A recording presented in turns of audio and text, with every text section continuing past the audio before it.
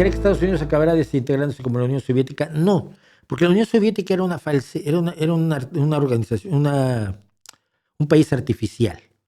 logrado a través de la conquista y la imposición de los rusos sobre una serie de países a su alrededor que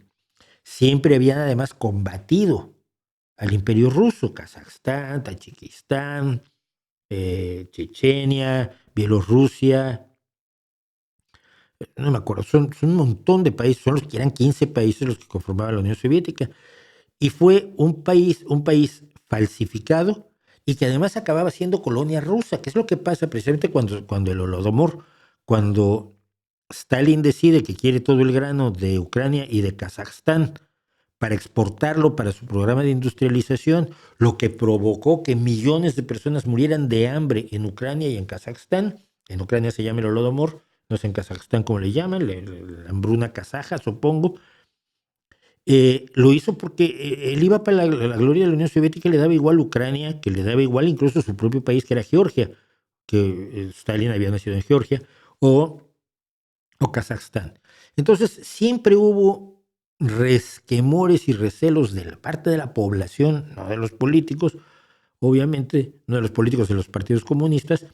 siempre hubo resquemor de la población hacia la Unión Soviética. Entonces, cuando lograron independizarse, pues la mayoría de ellos dijeron que bien.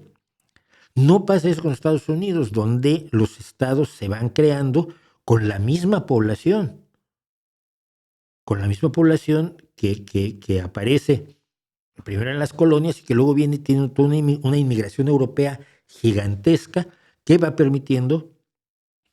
que se ocupe lo que hoy es Estados Unidos, hasta finalmente en la guerra de México con México en el 1847-48, cuando se apodera de la mitad del territorio mexicano, que son Nevada, Nuevo México, California, Arizona y no me acuerdo qué más. Bueno, entonces, no se puede disgregar Estados Unidos porque no hay identidades estatales fuertes como había una identidad ucraniana que hay hasta hoy y que es la que quiere destruir Putin, y una identidad georgiana que no la quiere Putin, y una identidad rumana, y una identidad kazaja, y una identidad tachica. Entonces, no creo, eso no es una posibilidad real porque son historias totalmente distintas.